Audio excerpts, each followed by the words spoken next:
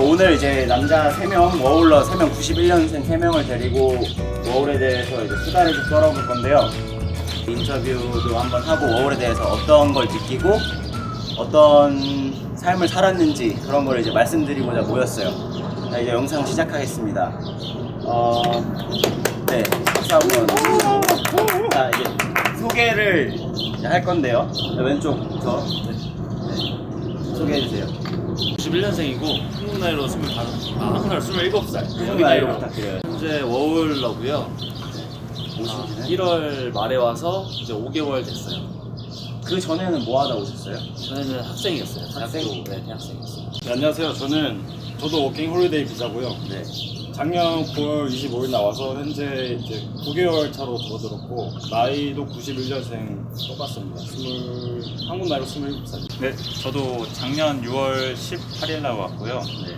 저는 어제 이후로 워킹 비자가 끝나서 지금은 관광 비자로 연장을 신청을 했습니다. 저는 이 친구랑 같이 대학교 친구인데 다니다가, 이제 여기 네, 와서 네, 1년 휴학하고 네.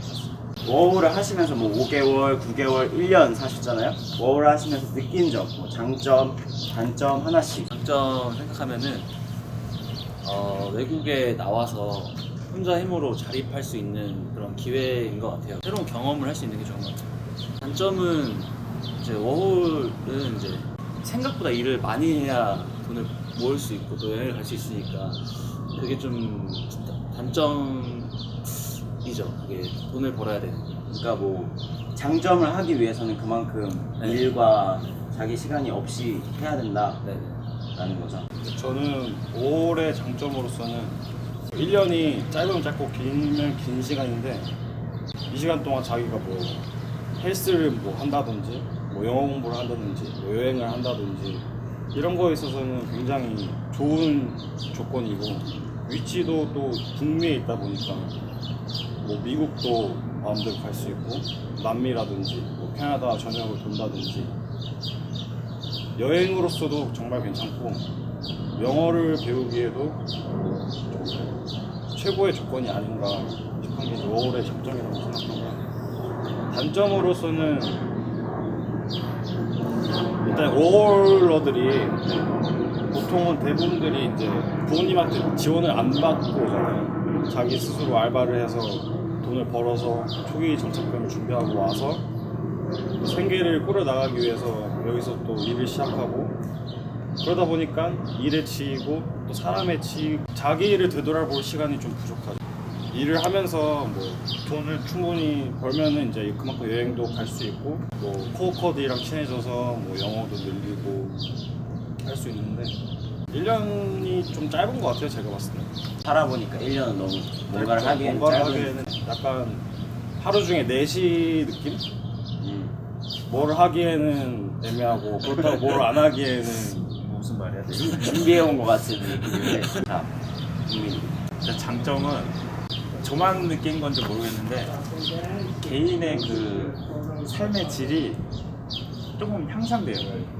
그러니까 자기만의 시간이 이게 학교에 치이는 일도 없고 취업에 대한 고민도 여기서만큼은 약간 좀 약간 그런 부담감에서 약간 벗어나는 시기잖아요. 그게 어떻게 보면 1년이라는 시간이.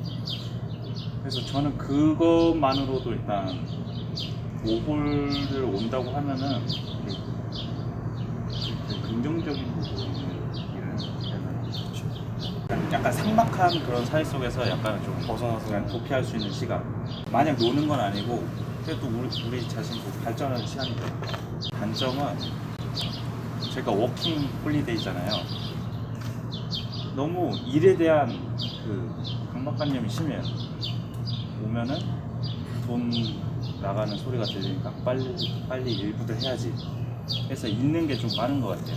그런 문제를 먼저 생각하다 보니까 세 분 말을 좀 종합해보자면 뭐 여행 가기 쉽다, 그리고 뭐 자기 혼자 개발할 수 있는 시간이 한국과 비교해서 좋다.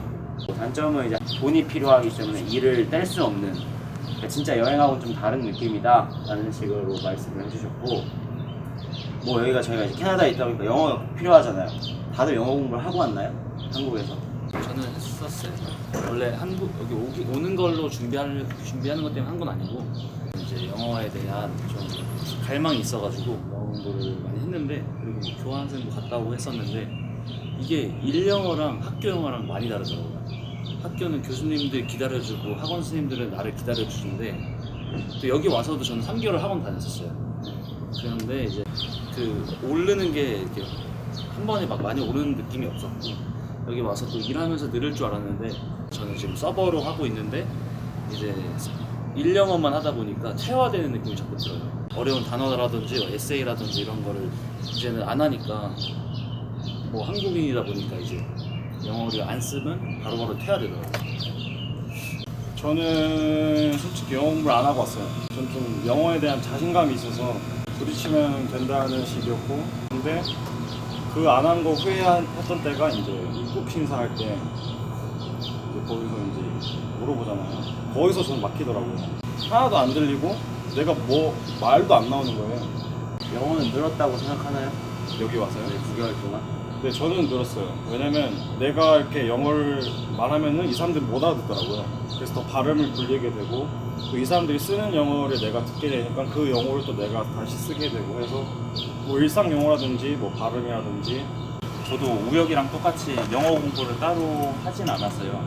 근데 저는 목적이 영어를 공부하려고 온 게 아니잖아요. 그래서 그런 거에 대한 따로 부담감은 없었어요. 근데 불편한 건 있죠. 아무래도 영어 실력이 어느 정도다 하면은 불편한 게 좀 있어요. 늘었어요? 1년 살았다고 했는데.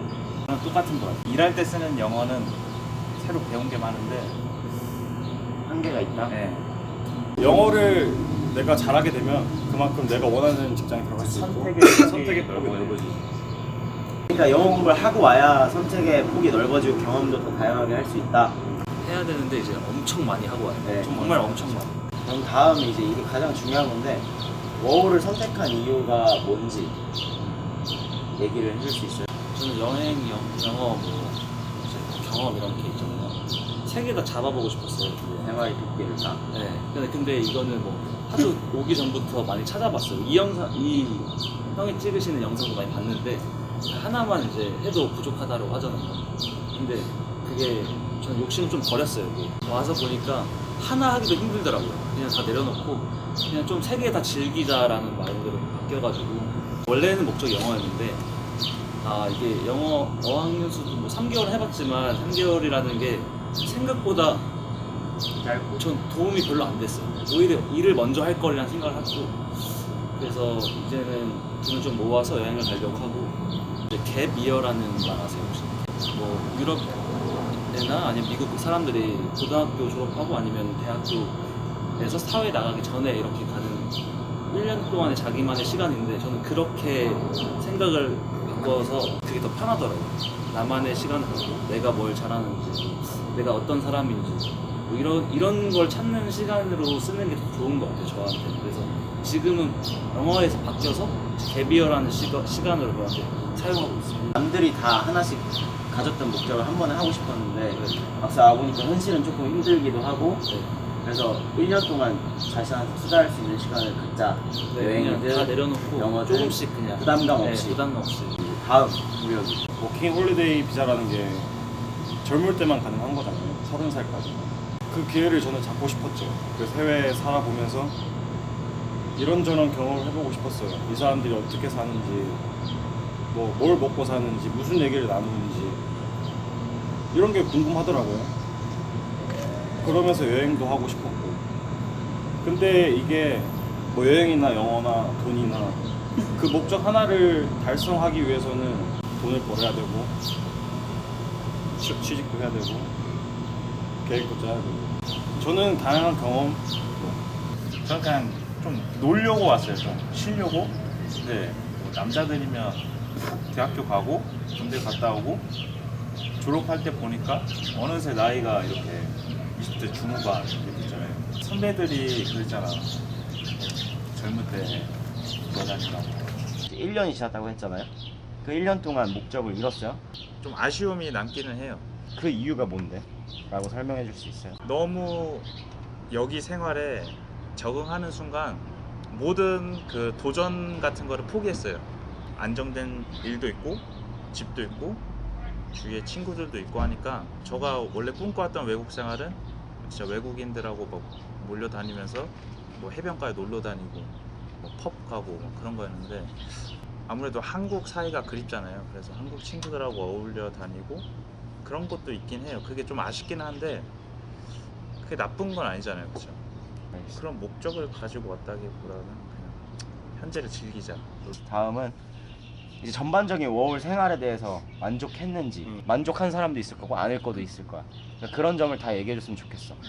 지금은 생각이 좀 바뀌었는데 그전에는 많이 불만족이었어요. 저는 사실 되게 기대를 많이 하고 왔는데 기대한 것보다 많이 이하였고 사실은 일단은 저는 영어가 제일 큰 목적이었는데 어학연수를 3개월 했지만 3개월이 저한테 되게 크게 작용하진 않았고 또 제가 학원을 갔는데 그 학원에 한국인이 되게 많았어요.